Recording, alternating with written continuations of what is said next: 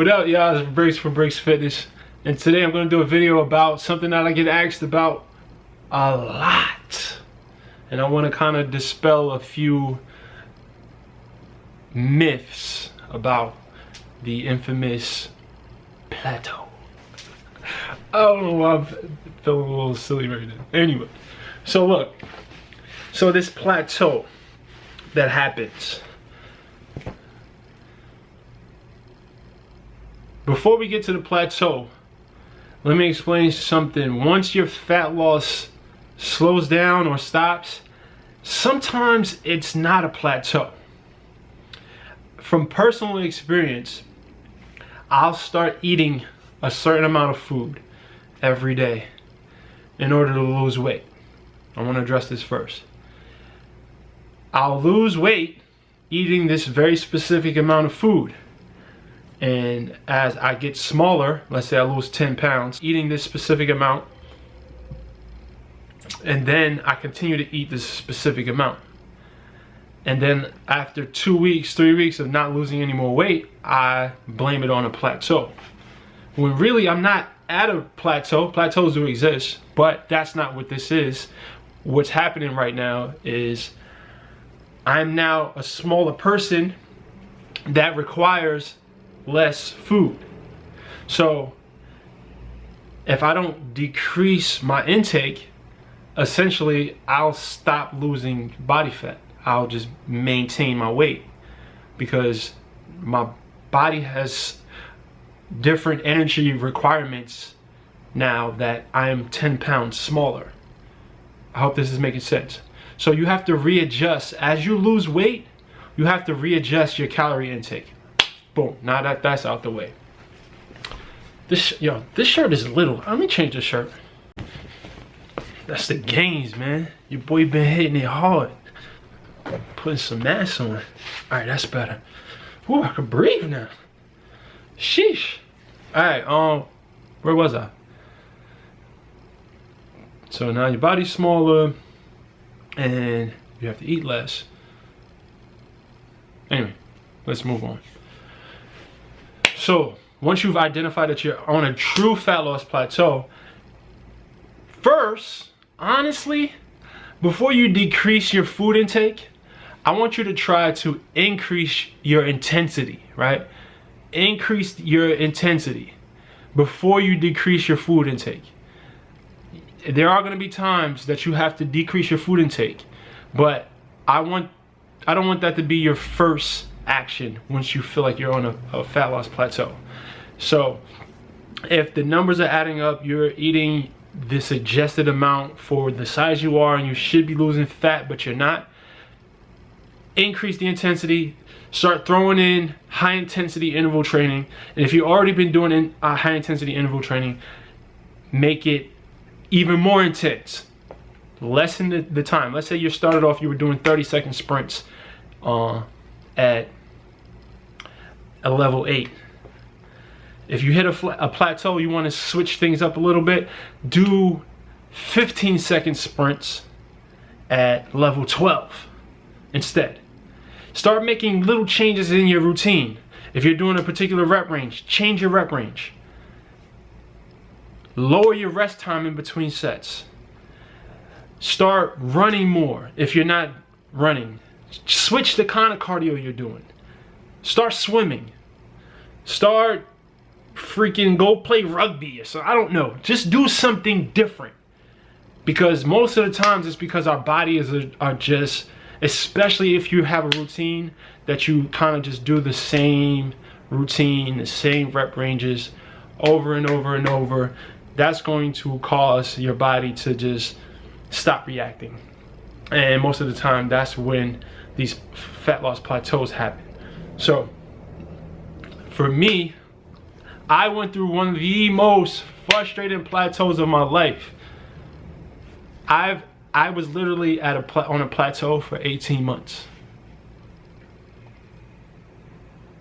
18 months. That really happened. And I learned so much about my body during that time. I figured out that I wasn't accurately tracking my food. That's another thing that you want to think about when you're on a plateau. You may not be on a plateau. You may just not be counting your calories correctly or counting your macro splits correctly. So be sure that you're using the proper measuring devices, because I used to eat 5 tablespoons of peanut butter.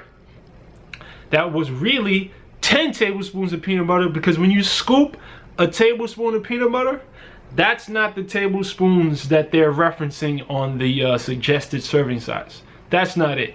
1 tablespoon, like you stick your spoon in the jar, you bring, that's probably about 3 tablespoons metrically. Like if you're measuring it out, that's probably about 3 tablespoons, which is the equivalent of God only knows how many calories that is, because that peanut butter is dangerous. So just little stuff like that that you may not even be mindful of, little sneaky calories like freaking salad dressing or peanut butter or nuts or any of those type of calorie dense foods. You got to be careful with those, because they'll trick you up.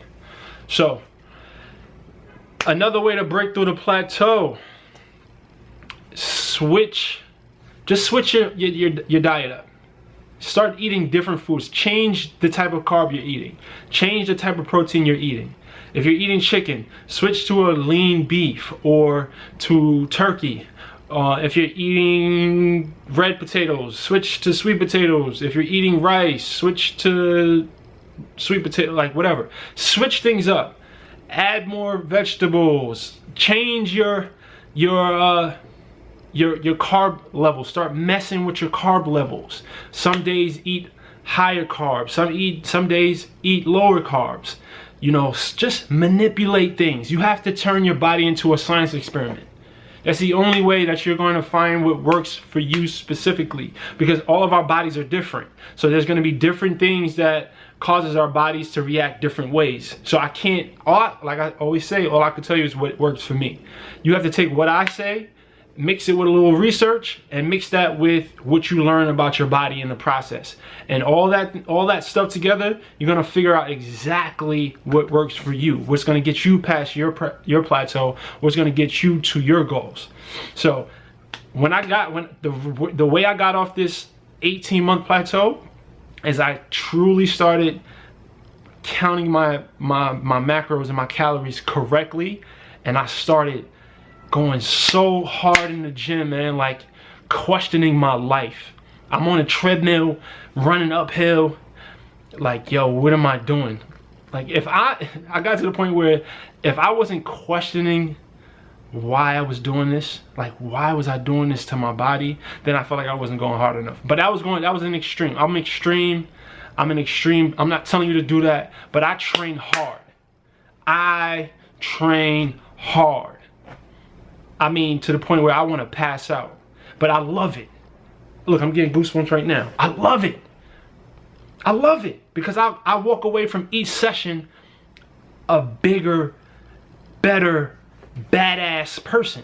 Period. Every workout. That's the type of workouts that I like to endure. If I'm being in the gym, I'm gonna go hard. Period. I don't have time to anyway. But what's, like I always preach, and we're at different levels. You may not be at that point yet, because I wasn't always like that. In the beginning, for the first 2 years, I wasn't like that. If I got to the gym and I bust a sweat, I was happy. But the important thing was I was consistent. I was consistent. That's consistency over intensity. I talk about all this intensity. Intensity helps with fat loss plateaus. Yeah. It's going to help get you past that plateau. You have to pick it up. Switch it up to another gear. Turn up. That's going to help you get past the plateau. But as far as a lifestyle, as far as fat loss in general, I want you to be consistent. You don't have to be as intense. It makes no sense to be intense if you're not going to go consistently. All right, now that's out the way. So, fat loss. Let's just review. Fat loss plateaus. Make sure you're tracking your food properly. Make sure you're getting the right amount of calories, because as you lose weight, your calorie needs will change.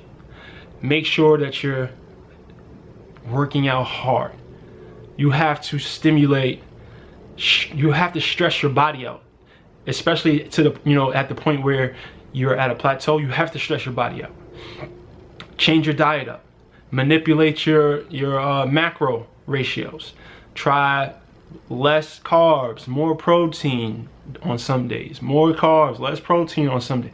Manipulate. Try a term. There's a practice called carb cycling. Try carb cycling. Try intermittent fasting. There's little tools that you pull out the belt. Now, these are not lifestyle diet practices, but these are things that you pull out. You have in your arsenal for times where you're hitting plateaus. So, yeah. Manipulate your diet, manipulate your exercise routine, make sure you're getting enough rest. That's another thing that can cause a plateau if you're not sleeping. So go down this checklist, make sure everything is checked off. You're switching up rep ranges, you're switching up your different types of cardio and all that jazz. So I hope this helped you. Please hit the subscribe button and like the video if it helped you. Alright, I'm just here trying to share the wellness and how y'all get sexy this summer and be a thot like me and Kimmy, because we're gonna be thot all summer. So shout out to the Brix squad. I see y'all. So get well, y'all, and get money.